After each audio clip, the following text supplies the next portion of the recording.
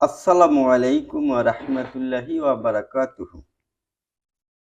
ত্রয়োদশ জাতীয় সংসদ নির্বাচনে আমরা কোন তন্ত্র পাবো? এ বিষয়ে আজকের আলোচনা। প্রিয় দেশবাসী, গণ অধিকার পার্টি এবং জাতীয় জোটের পক্ষ থেকে আপনাদের সবাইকে জানাই সংগ্রামী শুভেচ্ছা ও অভিনন্দন। আগামীকাল ত্রয়োদশ জাতীয় সংসদ নির্বাচিত হতে যাচ্ছে। আপনারা স্বাধীনতার পর থেকে অদ্যাবধি অনেক সরকারি দেখেছেন, অনেক তন্ত্র দেখেছেন। তার মধ্যে প্রথম দেখেছেন একনায়কতন্ত্র, রাজতন্ত্র, পরিবারতন্ত্র, স্বৈরতন্ত্র, গণতন্ত্র। কিন্তু আপনাদের মনের মতো গণতন্ত্র কখনোই হয় নাই। তাই এবারে মনের মতো গণতন্ত্র প্রতিষ্ঠার জন্যে ডক্টর ইউনূসের নেতৃত্বে নির্বাচন হতে যাচ্ছে। এই নির্বাচনে আপনারা কোন তন্ত্র পাবেন? এটা আপনাদের কাছে আমার প্রশ্ন। আমি যতটুকু জানি ততটুকু আলোচনা করছি। সেটা হলো নির্বাচনের ফলাফলের পরে কোনো একটি রাজনৈতিক দল অথবা কোনো একটি রাজনৈতিক জোট সরকার গঠন করবে। যখন সরকার গঠিত হয়ে যাবে, ওই সরকার, যে দলের সরকার গঠিত হবে, ওই সরকার ওই দলের লোকজনদেরকে, ওই দলের সকল মানুষদেরকে রাষ্ট্রীয় সকল ধরনের সুযোগ সুবিধা দিবে এবং ওই সরকারে থাকা রাজনৈতিক দল বা সরকারে থাকা রাজনৈতিক জোট, তাদের নেতাকর্মীরা সরকারি ক্ষমতায় ক্ষমতায়িত হবে এবং তাদের সরকার দলীয় লোক যেহেতু তারা, তাদের সেই সরকার দলীয় ক্ষমতার আরো একটা ক্ষমতায় ক্ষমতায়িত হবে।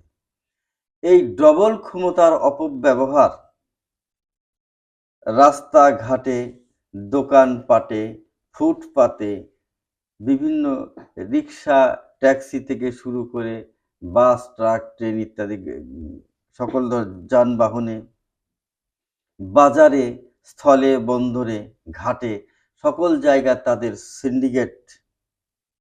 এই সিন্ডিকেটের এত পাওয়ার হবে যে সাধারণ নাগরিক, তাদের জীবন অতিষ্ঠ হয়ে পড়বে। আর এই সরকারি দলের নেতাকর্মীরা শুধু রাষ্ট্রীয় সুবিধাই পাবে না, তাদের কারণে অন্যান্য রাজনৈতিক দলের নেতাকর্মী দৌড়ের উপর থাকবে, দৌড়। শ্রীগালের তো কি দৌড়, তার চাইতে বেশি দৌড়ের উপর থাকবে, মামলা মোকদ্দমার উপর থাকবে, নির্যাতিত হবে। সচরাচর আমরা এগুলো দেখে আসছি, কিন্তু এবারে দেখাটা আগের দেখার চেয়ে ভিন্ন হবে। কেন ভিন্ন হবে? ডক্টর ইউনূস সরকার সাহেবের সময় এই মাত্র ১.৫ বছরে কোনো রাজনৈতিক দল শেখ হাসিনার দলের চাঁদাবাজি, দুর্নীতিকে ওভারটেক করে ৪ গুণ বেশি দুর্নীতি, চাঁদাবাজি, দখলবাজি ইত্যাদি ইত্যাদি করেছে। এটা আপনারা দেখেছেন। এখন তারা এটা কিভাবে করলো? ক্ষমতায় না থেকেই তারা করছে। শুধুমাত্র ডক্টর ইউনূস সাহেবের একটা সরকার ছিল, সেই সরকারের ছত্রছায়ায় করছে। কিন্তু তারা কিন্তু, ডক্টর ইউনূস কিন্তু তাদের দলের কেউ না, কিন্তু তারপরেও করছে।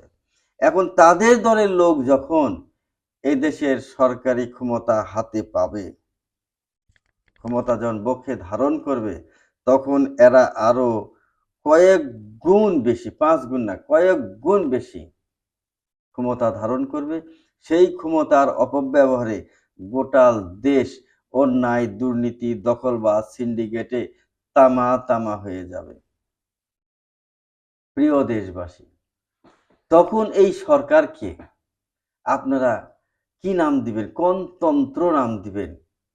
আমি তো আগেই বলেছি, আপনার গণতন্ত্র, স্বৈরতন্ত্র, পরিবারতন্ত্র, রাজতন্ত্র, একনায়কতন্ত্র, সব তন্ত্রই দেখেছেন।